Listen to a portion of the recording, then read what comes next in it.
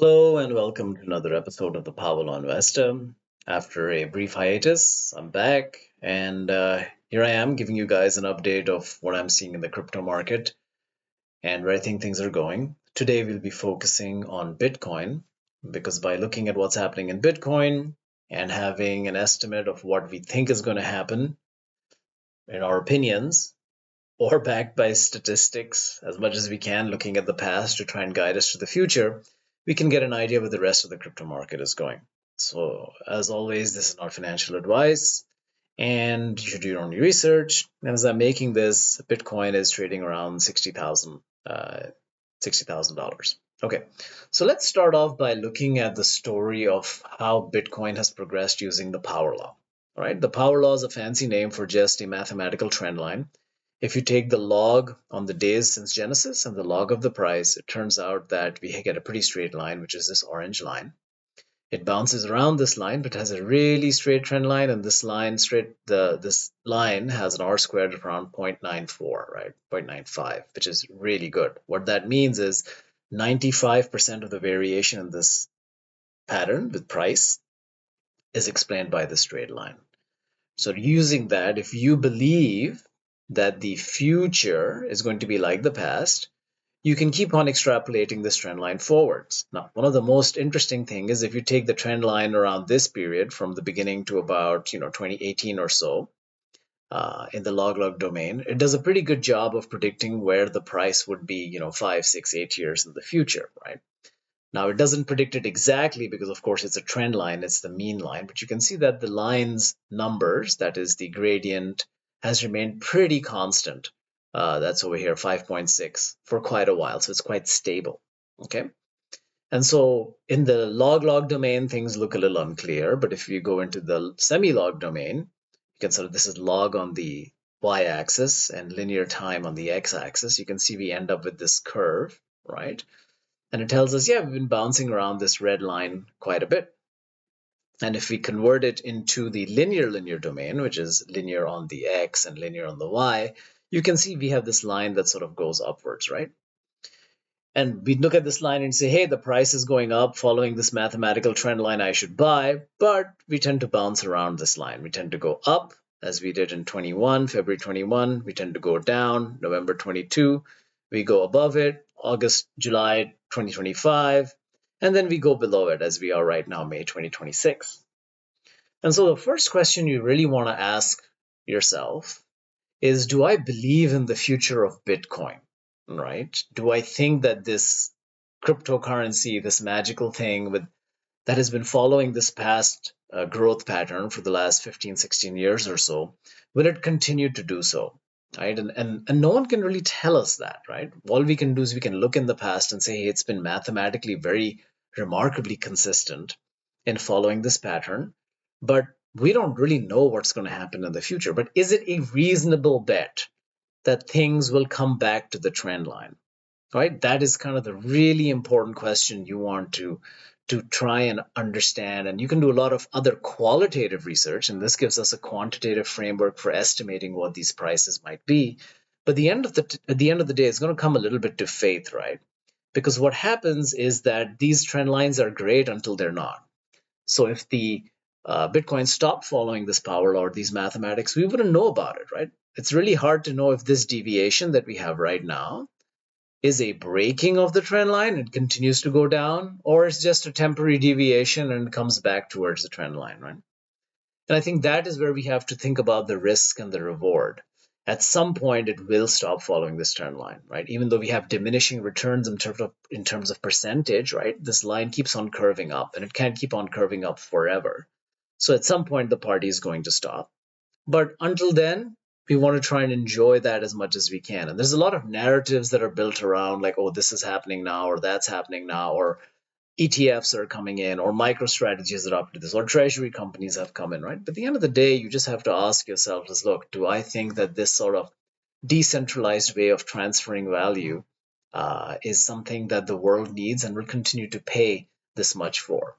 So that really is the crux of the matter, right? Now, with the assumption, for me, for example, and I always try to be very transparent on this channel, is I definitely think it's worth some portion of portfolio exposure, right? I think it would be reckless to say I'm throwing 100% in. For some people that might be a reasonable move. For me, that isn't. But a certain percentage of my portfolio, and I look at this and I say, this has happened 4 or 5 times in the past, or 4 times in the past. We've gone through these cycles. I think there's a reasonable chance that we come back to this trend line. And so if we do come back to this trend line, right, it's basically, if you look at it now, the power law of fit says that we should be about 130. Now, you'll see different estimates from different people. There are different ways to look at the mathematics, but almost everyone who looks at it will say, yes, we're quite below the trend line and sort of near bottom historic lows, right? So you can see in the past here, we touched this red line in 2022, and then we bounced back up. We're hitting this red line over here, which is the 1% percentile. These get a little iffy because they're different refinements of statistical techniques. And again, the key thing is if the future is going to be like the past, right? And no one really knows. So you can look at these different deviations. And here's also different deviations. It looks at the residuals analysis, which is another thing of saying, hey, how much below what the mean it has been in the past? And it's getting pretty much there now, right? If you look at this, it sort of bounces around this area. It has gone down lower than that, but we're getting pretty close. And as I've mentioned on the channel before, my buying range is going to be around 58, 55K, 52K, in that range, right?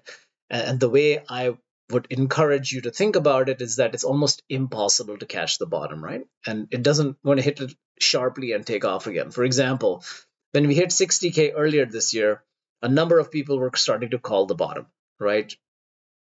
Let's turn this off. Let me just look at the weekly over here. So we were here, we bounced around 60K, and a whole bunch of people in February started, saying, oh, that was the bottom, the price is taking off. And you know these characters, you can find them, the crypto YouTubers, etc., who are talking about finding the bottom. Look, I try and use statistical techniques over here to sort of say, hey, this is what I think is a reasonable range. And based on where we are at the power law, right, this is saying like, hey, we're getting pretty close to what an attractive buying opportunity is around this point, right? So that's one way looking at it from the power law over here. The other way you want to perhaps look at it is in terms of moving averages. Typically, once we've gone past the 50-week moving average, this is the weekly, this is Bitcoin, the red is the 50, the yellow is the 100, and the 200 is the green. Once we go past the red, we pretty much go and touch the green, right? And we may go often below the green as we did in the last cycle. So are we going to go lower than that in this cycle? We may be, but we're getting to the point where it's not unreasonable to think about starting a position, right? That doesn't mean it can't go down much more, and I'll talk a little bit about that.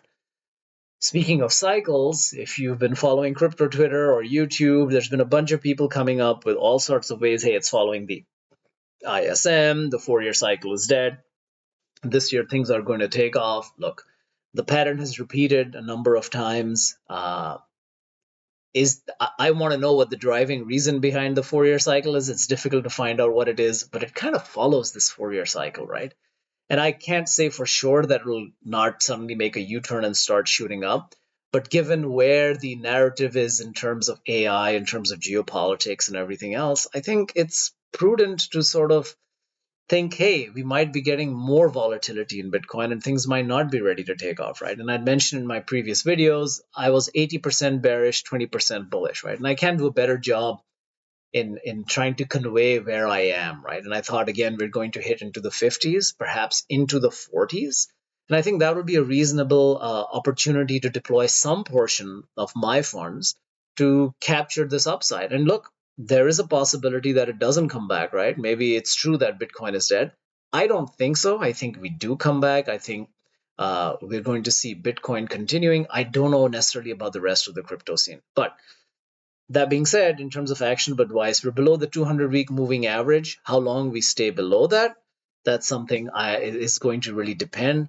I think that there's a lot of volatility coming through in the stock market and geopolitics, so I think it would be useful to deploy funds slowly, right? And so if you are going to think of a position in Bitcoin, I think below 60K is reasonable, but I would deploy very slowly because I think we are going to get lower prices. And I want to show you how I go about applying some of those using the Power Amplitude Index. And the Power Amplitude Index is a metric that I came up with that shows the deviation from the trend that we have for Bitcoin. And if you look at it, this is the more bluer it is, the more stretched to the negative downside it is. The redder it is, the more stretched to the upside it is, right? And if you look at it in the previous cycle, we got values for the PAI of around 0.30, maybe even a little lower than that, 0.298, right? And in this cycle, let me just turn the annotations off. So, and zoom in. We haven't had values that have been that low. It's 0.39, 0.385, 0.443 is what we're at right now, or maybe a little around that. So I think for me, if the future is like the past, we're going to start seeing variations of what we've seen earlier. Let's go back to home here so we can see the full axis, right? And I think we're going to see some sharp falls around there. Now, the PAI doesn't capture the bottom exactly, and a bunch of other people have come up with similar metrics. And you can examine all those metrics, but I sort of see that there are going to be better points to enter than we are at right now, right? Which is why I'm sort of thinking mid 55s is a good time to start DCAing. The lower it goes, the more I'm going to be DCAing in. And with the PAI, you can see that this is the amount of time that we've spent in these different zones.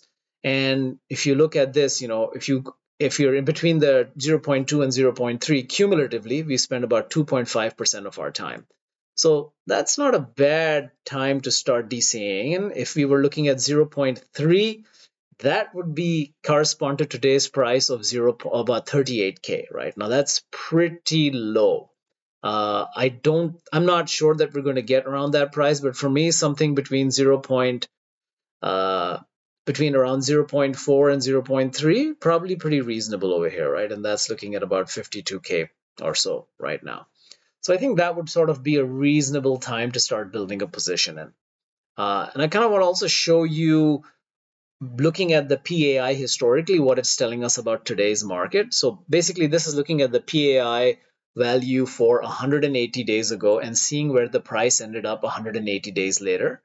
Or if it's 0 day right now, you go to minus 180 and see where things have gone in the past, right? So based on today's PAI of 0. Of where it was 180 days ago, on average, the mean value, the PAI entered a little bit above 0.5, right? But right now we're at 0.45, which is indicative that we're in around the bottom 10% or the bottom 10 to 25th percent. So we're still headed down, right? And so to me, this is yet another measure showing that, hey, we're likely in a bear market and the trend is downwards right now. And I also want to show you this other way of thinking about how to engage in buying Bitcoin is using the momentum crossover. So the momentum crossover, for those that have been following, is basically looking at the 0.5 PAI value and then getting out when the PAI is below 0.5 and getting in when the PAI is above 0.5, right? So you can see the green dots are where we would come in and the red dots are where you'd exit. So if you look over here, for example, right? You get in over here, you get out over here, you get in over here, you get out over here. Basically, it keeps us out when the market is not really trending upward strongly. And the best example of a place where you want to think about something like this would be about here, right? So if you're following the PAI index, you can see that it would have gotten in around in 2023, around October 19th at 28,000, and then wouldn't have exited until we hit 64, right? So it just keeps you in the market when the market is trending, and when the market is not trending, you get out. So in this case, let's go up here again, over here, and you can see once the price hit around, let's look at this section over here,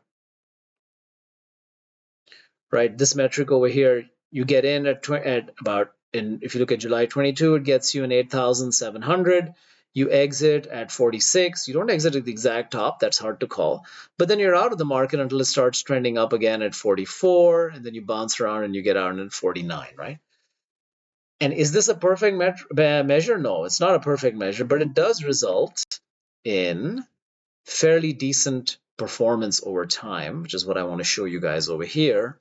If you look from 2024 compared to today, following the momentum strategy, the 0.5 PAI strategy, you end up with a return of 63% versus 36% if you were buying and holding, right? And you can see the CAGR is 21% versus 13%. So definitely ways to improve the returns using the PAI in a different way. So not just, hey, am I going to try to catch the bottom, which is what we were discussing over here. Like, yeah, over here, if you start getting values around 0.27, even though that would be quite unlikely, in my opinion, right? Because 0.27 would be getting us to 35K or so. There's still opportunity to use the PAI. Once the price starts trending up, it crosses 0.5, go ahead and buy it. Okay. So those are some of the metrics that I wanted to share with you and sort of give you an idea of what I am really seeing. And what I think at this point, it seems that we've been following the 4-year cycle. I can't give you a reason exactly for why things are following the 4-year cycle. There can be a lot of explanations. It's the way that the business cycle works, it's the way the liquidity cycle works. Maybe it's just magic coming down from heaven. We don't really know, but we are seeing this pattern, right? And if this pattern holds, around October-ish of this year would be a reasonable time for us to be looking at the low. Now, I can't predict that. No one can catch the absolute bottom, but I think it's pretty reasonable to start having a position starting maybe under 60K. For me, there would be more around 55K or so, but that's where I would start buying small amounts of Bitcoin and DCAing in, because you can catch the bottom, and the lower it goes, the more I would buy, right? And the PAI is a guide for that to happen. So if you're interested in following this, you can go to my website, powerlawinvestor.com, and you'll just click on the Bitcoin PAI, and it will tell you what the PAI is for that particular day. It gets updated about once or twice a week, and it really helps support me and eventually get out the newsletter in which you'll have more regular updates coming through. So again, it's powerlawinvestor.com, and so that's sort of the overall story right now, right? We're looking at the power law. We're getting near the bottom. We're looking at the 200-week moving average. We're also below that right now. That's reasonable. We're looking at the PAI index, and the colors are still high, right? It's still around 0.442, but it's not terrible, right? We've gone to 0.38 already, so it's a reasonable time to start thinking about building some exposure, right? You can try and fine tune it a little bit more, as I am doing. But really, for me, the strategy would be that I would start buying once I'm around the mid 50s, going on, 50K, 55K or so in price. I don't know what the catalyst is going to be to push that down. It may be geopolitical, it may be related to MSR through MicroStrategy. Who knows what it is, but likely we'll get that opportunity, and that's when I plan on increasing my exposure. So just wanted to share my thoughts with you guys. I hope that's helpful and give you these 3 different perspectives through the power law over here, then through the moving averages perspective, and then the PAI approach over here. So hope this is helpful. If you like the content, please do go ahead and subscribe and like the channel. So thanks a lot for your time, and see you on the next one.